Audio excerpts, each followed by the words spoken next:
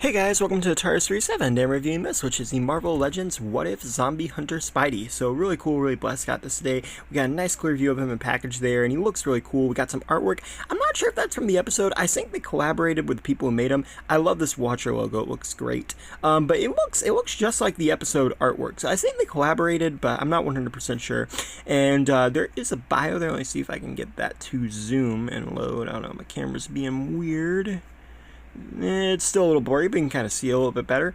And then here we have the Other Characters wave. I'm not sure if I'm going to go all into this wave because I didn't really like a lot of these episodes. I really like the T'Challa Star-Lord and Zombie Hunter Spider-Man, obviously my favorite character. So I'll probably pick that one up, but I'm not sure about the rest of this wave just because it's kind of a weird assortment. Like, I don't know. I'm glad they did Zombie Hunter Spider-Man, but I could have left it with, like, if they had cut out like Zombie Cap or Sylvie and added some other characters, I don't know, I think it could have been better. You get a pair of fisted hands, you get this cool masked head, which I think is neat, and then we have the unmasked head. And personally, I cannot see Tom Holland in this likeness. Like, I can kind of see it, but a little bit. But it does look like him from the episode, so I mean, as long as he looks like the episode, that's fine. More of my complaint there is actually with the actual episode design for Tom Holland, and not necessarily how the figure looks. But it could have just been a copyright thing, and to me it kind of looks like Andrew Garfield a little bit with the hair, ironically. But yeah, either way it looks good. Then you have the red spider on the back there, which is pretty cool, and then you have the spider on the front. And, it looks a lot like the Disneyland suit, too. I believe this actually is the Disneyland suit. And I think that this is kind of like a suit that, like, Disney owns. I don't know if that's why they're doing it, like, they vary into this, because it's pretty much the Stark suit, but with different emblems and web shears. So I don't know if they went out there and tried to make it different, just in case of a Sony lawsuit, but either way, it looks cool. You also have these little brown spots on the chest, and there's also some on his leg as well, and then also his boots. He's got the silver for the webs as well, which look pretty cool on his torso there, and I think that's pretty neat. And I love the silver web shears. I think they look great, but you can kind of see them a little bit. In the corner there, you have the black lines as well, which I think is pretty cool. And also, too, there's some more of the stain. I don't know if it's supposed to be like blood or dirt, but it's Spider-Man. He's in the apocalypse. I mean, he wouldn't have a nice, clean suit. So that's kind of understandable.